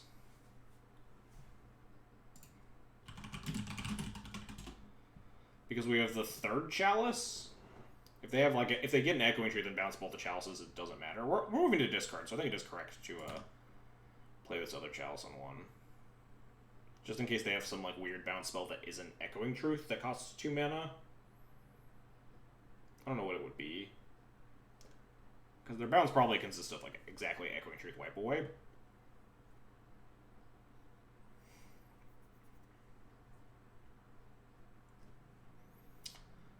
I guess playing the Chalice out does mean that like we don't have another Chalice if we get to like Chalice on 2 and then they Force a Will that and then we play another Chalice on 2. But I think we're pretty well stocked on things that my opponent might want to Force of Will. Yeah. Pretty sure their only bounce spells are going to be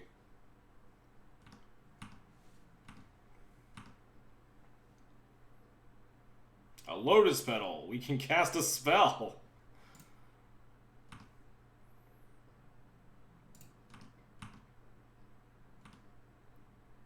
I kind of like don't want to play my Monastery Mentor. That's gotta be wrong, right?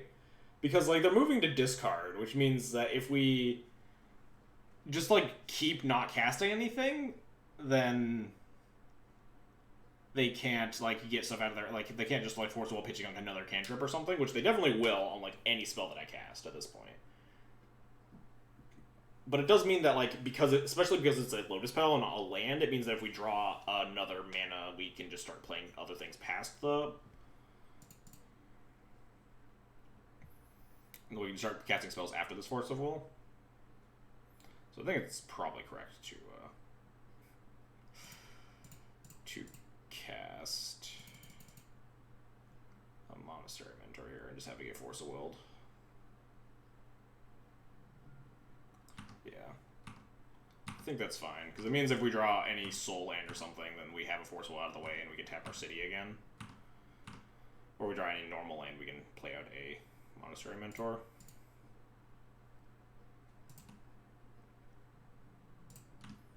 Go get a Ballista. Their deck is extremely land light, so this doesn't super surprise me, especially when they have like multi-4. This Force is gone, notably. A Merchant Scroll, sure.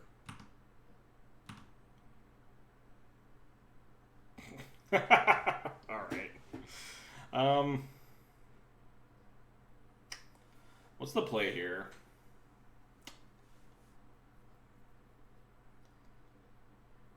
Is it just Chalice on 2? Chalice on 2 I think is gotta be like by far and away the best thing for us to play. Because if they ever hit a second land, they get Merchant Scroll for like an Echoing Truth they probably brought in or whatever. And if they have a Force Will, they're going to Force Will anything that I cast here regardless. So I think the highest upside is getting this Chalice on 2 down. Mystic Forge and Karn just don't have the same impact, I don't think. Because the upside of Mystic Forge or Karn is that Mystic Forge helps me hit the future land drops, and Karn will help win the game.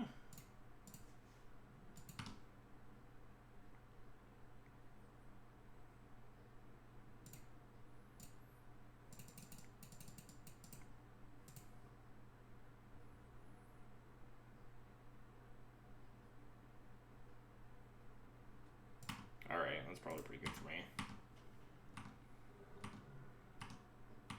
So I don't know if they have Wipe Away. They would need to wipe away the Chalice on 2, and then also just have an Echoing Truth for the Chalice on 1.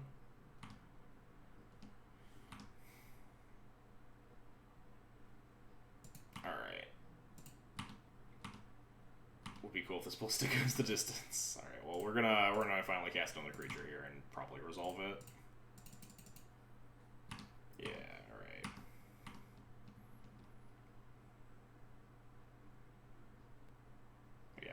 I think we're pretty safe at this juncture.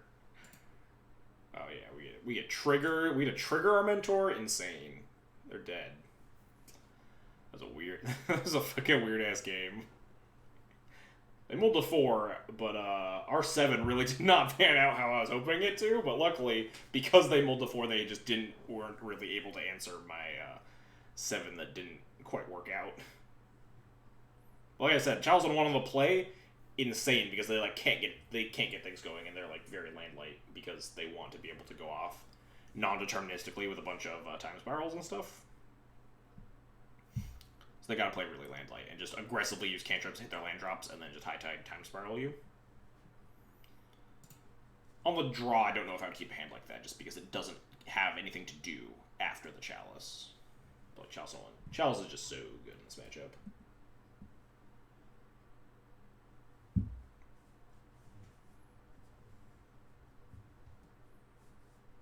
Notably, we also saw Tropical Island, which probably means Veil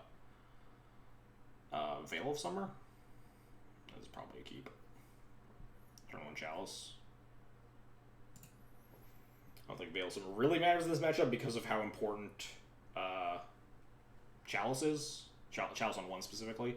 We're like always wanting to put it on 1, so like it doesn't really get inhibited by Veil. It's not like against Test where you want to put it on 0 and then they can Chalice through it. Or Veil through it, whatever. You guys get it. Plains, Petal, Chalice on 1. Cycle of Bauble seems pretty strong.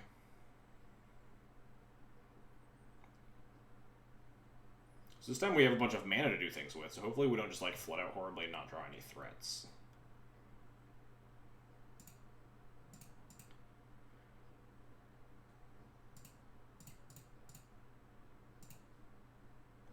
Played against 3 Miracles without Oko Astrolabe. Wow, that is a weird world. Alright, well. Let's get to bobbling. They pitched a Cunning Wish. So now we want to find salvagers can bring back the Chalice. We just try to kill them by finding like a Karn or something.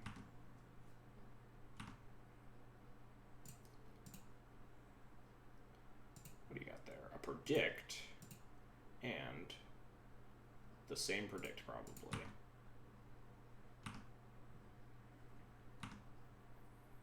No, this is what I didn't want to have. Oh, thank God we drew a spell at least. But these spells don't look great.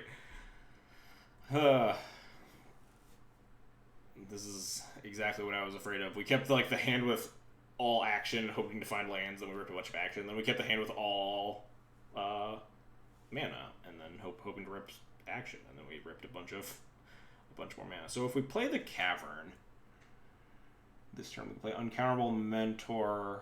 If we find like a soul land, I don't think there's a reason to not play the Cavern here.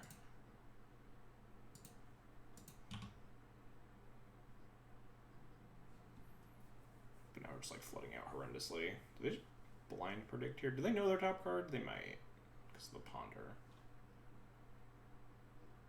I think they do. Yeah, they drew 2 cards.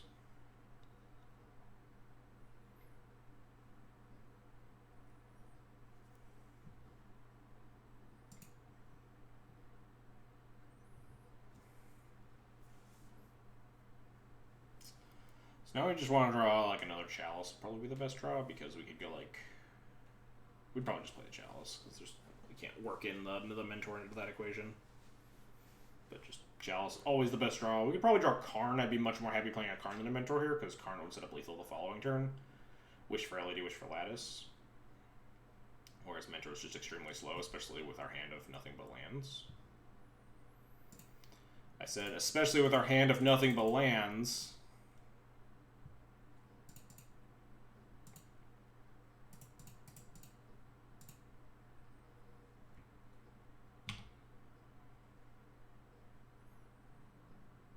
So it really sucks here, because now, like, none of our draws are good. Like, our best draws are, like, the 4-drop payoffs. I guess, like, Mystic Forge would probably be the best draw to try to, like, just really get him with this Mentor. But just, like, Salvagers can't pick up anything because we have exactly 5 mana. Karn doesn't do a lot. It just, like, gives us a second Mentor trigger. About like wishing for LED, and then after that we can like wish for the Lattice and stuff. So like drawing our 4s obviously like would probably be the best, but even most of our 4s are just like not very good because it just gives my opponent a ton of time, and we've put up basically nothing to try to stop them from going off.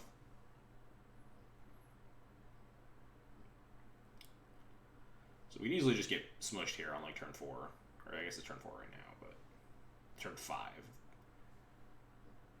Because the flashpoints of this deck are 3 lands, High Tide Turnabout Time Spiral, or just like 4 lands, High Tide Time Spiral. The High Tide Turnabout Time Spiral ones are a little bit harder to do. So like the more you can wait without going off, the better for this deck. Would not be surprised if they just tried to kill me next turn though.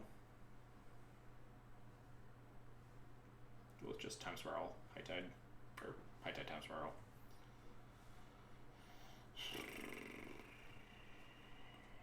Suppose I should.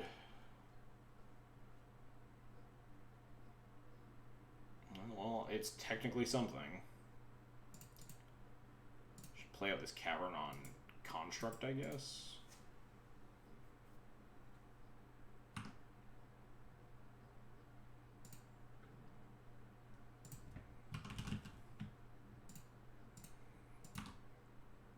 just don't have the pressure to kill my opponent at all.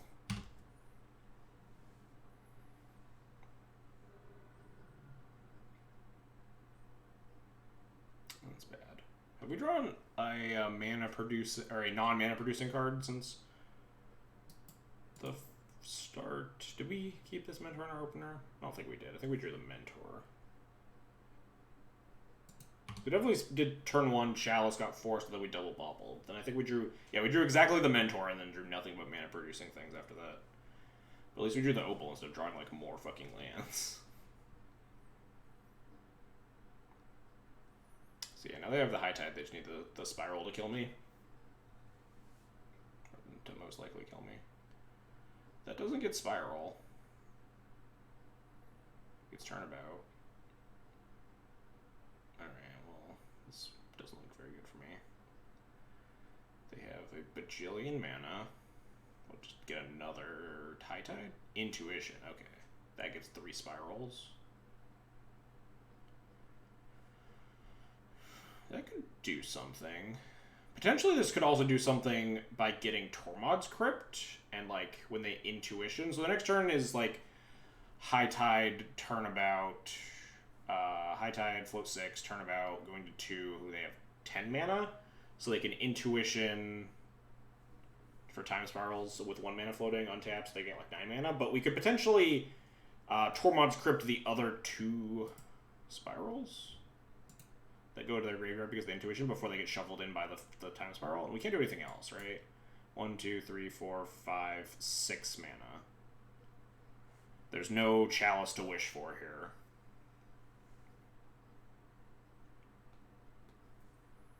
This is 3, 4, 5, 6, 7 damage.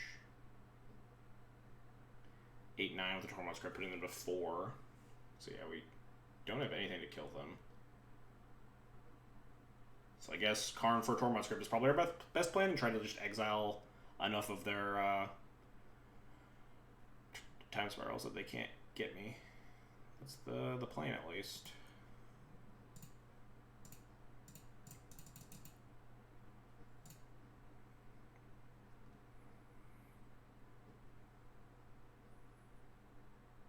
They could have forced blue cards the last 2 cards in their hand or something. Wouldn't be super happy about that.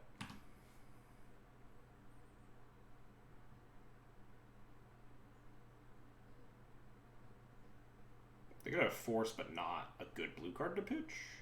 Like they just have another land or something. They're thinking about pitching one of their actually useful cards to it to counter this Karn. This Karn can't kill them though, so they might just let it resolve. I don't know. Definitely a not unreasonable line to just let it resolve and try to go off if they don't have a good card to pitch to force here. Because they're probably pretty... I mean, I guess they might be worried about liquid metal coating. Liquid metal coating would be a really good card to get here. Because it would... Actually, it's a little awkward. It's like the Rishadenport thing, where against High Tide, you don't want to Rishadenport on their upkeep. You want to hold your Rishadenport until they put High Tide on the stack, because you actually... If you coating the land, they just cast a High Tide with it. But if you coating a land after they cast the High Tide, they can float 1 mana, but they don't get to float 2. Okay, they force pitch counters. Wait, alright. So they're just gonna, like, go off here, right? High Tide, turnabout, intuition.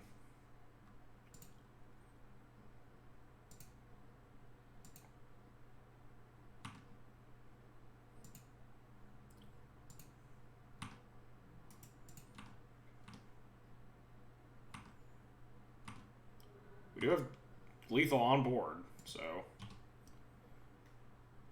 go for it. But yeah, now we I don't know what the tank was there.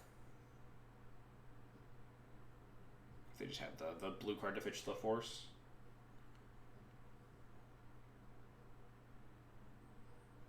Oh, they drew another turnabout too. Jesus.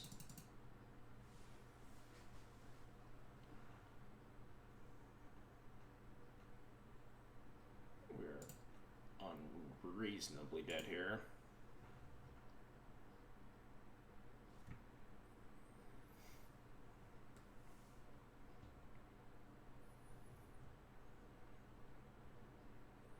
Yeah, they have a trillion mana. They need a really heinous time spiral to not be able to kill me here.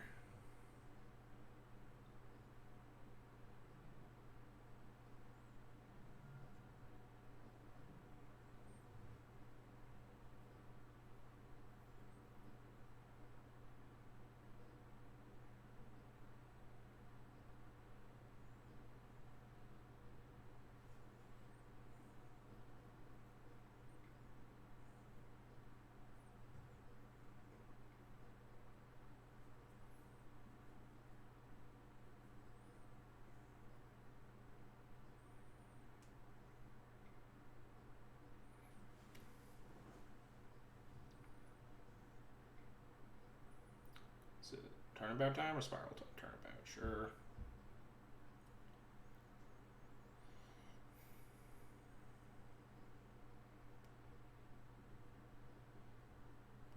Yeah, we are very much more than likely super dead here. Top on that preordain. Brainstorm. Yeah, not looking super great.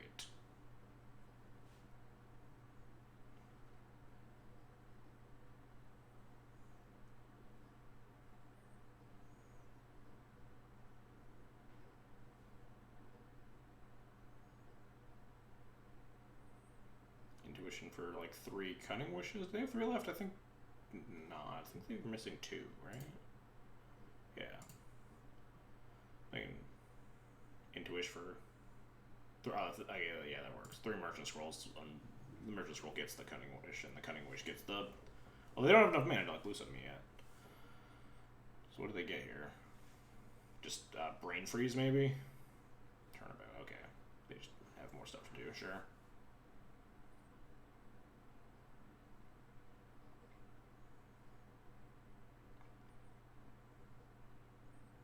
Sure.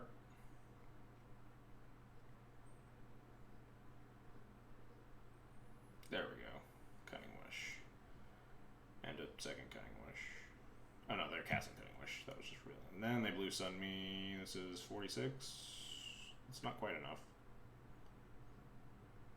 They blue sun themselves for the rest of their deck and then kill me though. Probably.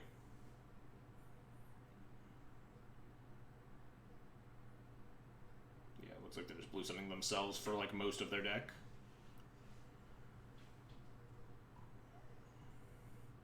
Yeah, draw their whole deck -2. Cast all their high tides, cast turnabouts. And we are slowly but eventually dead. A snap, interesting.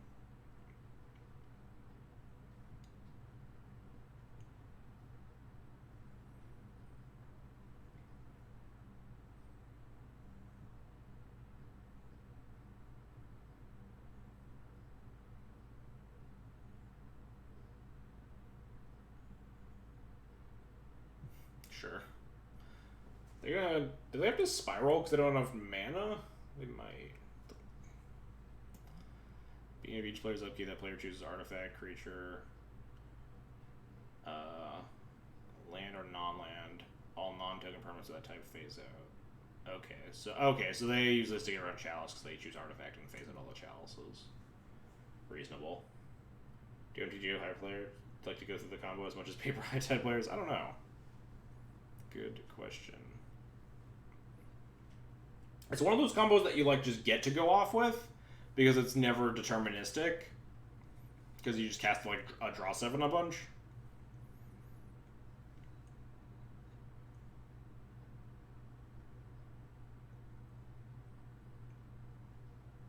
Get like there's the blue sun. And then they get like a high tide with this merchant scroll, I guess.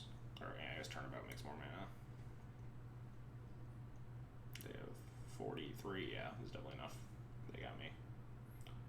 Yeah, I don't know if I'd like it as much online, especially with just like you only have your own, like the chess clocks. Yeah, they did it.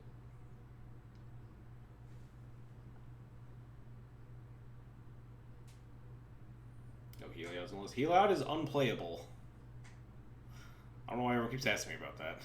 I'm not jamming a terrible card in the deck just because we played 3 Walking Ballistas in the main. The combo is like 6 mana and disruptible. 6 mana on like the turn you actually want to play the Ballista, and extremely disruptible. And the cards do nothing on their own, or by the cards I mean exactly Heliod. Yeah, it's like the first day the card's out and it's a mythic and it's a really cool combo people want to do. Like, if card ordered any, it's like pretty easy for me to get them, but there we go. They found the line. It's a little bit of Radiant Fountain to make it 4 mana, even better. We'll cut our white sources for Radiant Fountain. It's also like super hard to cast. Like there's a reason the only white spells in your deck are humans, because you can cast them off of Cavern of Souls. It's just like not super real to cast. It's like there are a lot of instances in post-board games where you like actually can't cast your Source Supply Shares, your O-Rings and stuff. There's just so many things wrong with it. Like it's definitely not up to par for a Legacy combo. It's like not even up to par for a modern combo. I don't really think.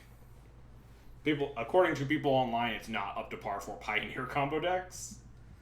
But I don't know about that one. But yeah, it will take some real convincing to make me think that Heliod is at all playable in this deck. Anyway, that's going to be it for our stream today. Yeah, our last game took a while, but I guess that's just the nature of High Tide. Our other 4 matches were pretty fast. I'm gonna refresh MTG streams and be sad because it's like super borked. And then I guess go to Twitch and see if I can find anyone streaming Legacy.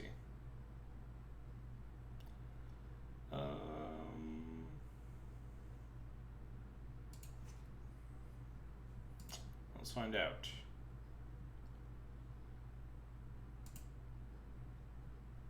Everyone's still streaming Theros and Magic Arena, and then all tracks. So people are playing Pioneer, Underworld, Breach. Turn 1 Soul Land, Blizzard for 1, turn 2 Heliod, LED activate, Heliod, attack with Ballista. Yeah, I mean, sure, yes. You can have those draws, but like you could also just like do most of that with Auriok Salvagers, or like, oh, I did that and then my opponent cast a Lightning Bolt and then I immediately lost the game, or you know, it's just like there are enough like ways to win with this deck that you don't need another one, especially when that other one doesn't really add a lot of versatility. It only combos with the Walking Ballistas. It does stone cold nothing when you draw it by itself, which is a big thing about this deck, is that like the pieces by themselves always will do something else, so they're not dead. With the exception of like the LEDs, which at least do double duty with being able to combo Salvagers and let you cast stuff with your Karn. But like the pieces by themselves generally are not just dead draws. And like it doesn't get around hate. It gets around Graveyard Hate, but Graveyard Hate is bad. It doesn't get around like the Null Rod hate, because you need to activate your Ballista, etc., etc.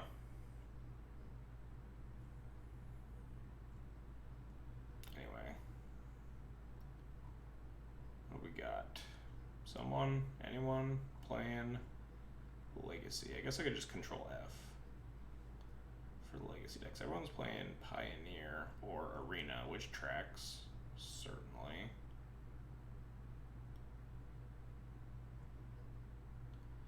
I figured someone would be online, like Arkan or someone, but doesn't appear to be the case.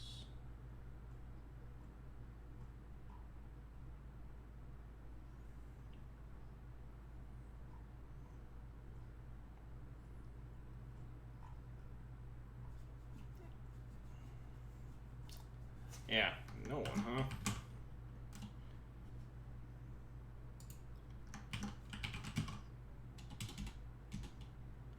Oh, wait, there's one person way down here with one viewer, Twin Storm, who is playing some Underworld Breach deck. Alright, I'm in. We'll go host Twin Storm. They currently have some... Oh, yeah. Yeah, I saw Yama kill everybody's playing Pioneer. I'd like to host Legacy people if possible, but I was going to bail and host, like, Yama, probably, but... Go host someone. Twin Storm. No idea who this is, but they're playing some sweet breach deck, so let's see someone break it. Anyway, thanks everybody for watching today. I hope you had a good time. As always, follow, subscribe, donate, support the channel, etc., etc. Good luck to anyone playing in the PTQ tomorrow, the Legacy PTQ, that I will probably be playing in, if I remember that it's happening. Anyway, I will see you guys all later. Have a good weekend.